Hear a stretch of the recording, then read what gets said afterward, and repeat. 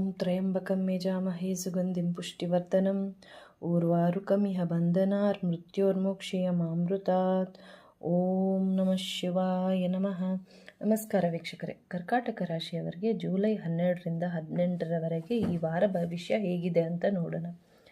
ವೃತ್ತಿಯಲ್ಲಿ ಹೇಳಬೇಕಾದ್ರೆ ಈ ವಾರ ಪಾಸಿಟಿವ್ ಬದಲಾವಣೆಯನ್ನು ನೀವು ಕಾಣಬಹುದು. ಆಫೀಸ್ನಲ್ಲಿ ಕೆಲಸದ ಹೊರೆ ಜಾಸ್ತಿಯಾಗಿ ನಿಮಗೆ ತುಂಬ ಸುಸ್ತಾಗಬಹುದು. ನಿಮ್ಮ ಶ್ರಮಕ್ಕೆ ತಕ್ಕ ಪ್ರತಿಫಲ ಸಿಗ್ತಾ ಇಲ್ಲ ಅಂತ ವಾರದ ಆರಂಭದಲ್ಲಿ ಸ್ವಲ್ಪ ಬೇಸರವಾಗಬಹುದು. ಕೆಲಸದ ಒತ್ತಡ ಇದ್ದರೂ ನಂತರ ಪರಿಸ್ಥಿತಿ ಸುಧಾರಿಸುತ್ತದೆ ಎಂದು ತಾಳ್ಮೆಯಿಂದ ಇರ್ತೀರ. ವಾರದ ಮಧ್ಯದಲ್ಲಿ ಬಾಸ್ ಕಡೆಯಿಂದ ನಿಮಗೆ ಬೆಂಬಲ ಸಿಗುತ್ತೆ. ನಿಮ್ಮ ಶ್ರಮಕ್ಕೆ ಒಳ್ಳೆಯ ಮೆಚ್ಚುಗೆ ದೊರೆಯುತ್ತೆ. ಅದರಿಂದ ನಿಮ್ಮ ಮನಸ್ಸಿಗೆ ನೆಮ್ಮದಿ ಸಿಗುತ್ತೆ ಹಾಗೂ ವೃತ್ತಿಯಲ್ಲಿ ಪ್ರಗತಿಯನ್ನು ನೀವು ಕಾಣ್ತೀರ.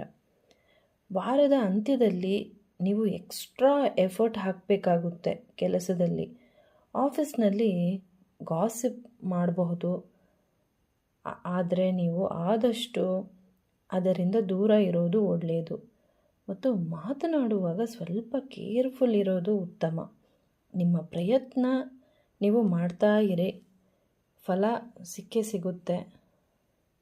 ಹಣಕಾಸಿನ ವಿಚಾರದಲ್ಲಿ ಹೇಳಬೇಕಾದ್ರೆ ವಾರದ ಆರಂಭದಲ್ಲೇ ಖರ್ಚಿನಲ್ಲಿ ಹೆಚ್ಚಳ ನೀವು ನೋಡಬಹುದು ಮತ್ತು ನೀವು ತುಂಬ ಟೆಂಪ್ಟಾಗಿ ಲಕ್ಸುರಿ ವಸ್ತುಗಳಿಗೆ ಖರ್ಚು ಮಾಡುವ ಸಾಧ್ಯತೆಯೂ ಇರುತ್ತೆ. ಆದರೆ ವಾರದ ಅಂತ್ಯದಲ್ಲಿ ಆದಾಯದಲ್ಲಿ ಹೆಚ್ಚಳ ನೀವು ಕಾಣಬಹುದು. ಆದರೆ ಯಾವುದೇ ಇನ್ವೆಸ್ಟ್ಮೆಂಟ್ಗಳಿಗೆ ಸರಿಯಾಗಿ ಡೀಟೇಲ್ ತಿಳಿದುಕೊಳ್ಳದೆ ನಿರ್ಧಾರವನ್ನು ತಗೋಬೇಡಿ. ಜಾಗ್ರತೆ ವಹಿಸಿದರೆ ಸಣ್ಣ ಲಾಸ್ ನೀವು ತಪ್ಪಿಸ್ಬಹುದು. ಕುಟುಂಬದ ವಿಚಾರ ಹೇಳಬೇಕಾದ್ರೆ ಸ್ವಲ್ಪ ಒತ್ತಡ ಇರುತ್ತೆ.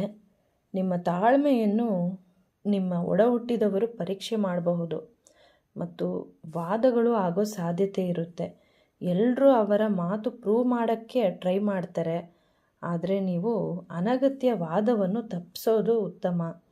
ಯಾವುದೇ ಹಳೆಯ ಬಗೆಹರೆಯದ ಸಮಸ್ಯೆಯನ್ನು ತೆಗೆಯದೆ ಅವಾಯ್ಡ್ ಮಾಡೋದು ಒಳ್ಳೆಯದು. ಆರೋಗ್ಯದ ವಿಚಾರ ಹೇಳಬೇಕಾದ್ರೆ ತುಂಬ ಹೊತ್ತು ಕುಳಿತು ಕೆಲಸ ಮಾಡೋದ್ರಿಂದ ಲೇಟ್ ನೈಟ್ವರೆಗೂ ಕೆಲಸ ಮಾಡ್ತೀರಾ. ಅದರಿಂದ ಬೆಳಗ್ಗೆ ಎದ್ದ ಮೇಲೆ ತುಂಬ ಎನರ್ಜಿ ಕಮ್ಮಿ ಆದಂಗೆ ಅನಿಸುತ್ತೆ. ವಾರದಲ್ಲಿ ಒಂದು ದಿನ ಆದರೂ ಕೆಲಸ ಮರೆತು ವಿಶ್ರಾಂತಿ ಪಡೆಯೋದು ಒಳ್ಳೆಯದು. ಮನೆಯವರಿಂದ ಈ ವಾರ ನಿಮಗೆ ಸಪೋರ್ಟ್ ಸಿಗೋದ್ರಿಂದ ನಿಮ್ಮ ಮನಸ್ಸಿಗೆ ಸ್ವಲ್ಪ ಒತ್ತಡ ಕಮ್ಮಿ ಅನಿಸುತ್ತೆ. ಅದರಿಂದ ಸಹಾಯ ಆಗುತ್ತೆ ನಿಮಗೆ. ಮತ್ತು ಈ ವಾರ ನೀವು ಪ್ರಯಾಣ ಮಾಡುವಾಗ ರಸ್ತೆಯಲ್ಲಿ ತುಂಬ ಜಾಗ್ರತೆ ವಹಿಸಬೇಕು. ನೀವು ಪ್ರತಿದಿನ ರೂಟೀನಲ್ಲಿ ವಾಕಿಂಗ್ ಮಾಡಿ, ಧ್ಯಾನ ಮಾಡಿ, ಪರಿಹಾರ ಬಂದು ದೇವಸ್ಥಾನಕ್ಕೆ ಏನಾದರೂ ಡೊನೇಟ್ ಮಾಡಿ, ಮೆಡಿಟೇಷನ್ ಮಾಡ್ಕೊಳ್ಳಿ. ಎಲ್ಲ ಒಳ್ಳೆಯದಾಗುತ್ತೆ. ಧನ್ಯವಾದಗಳು.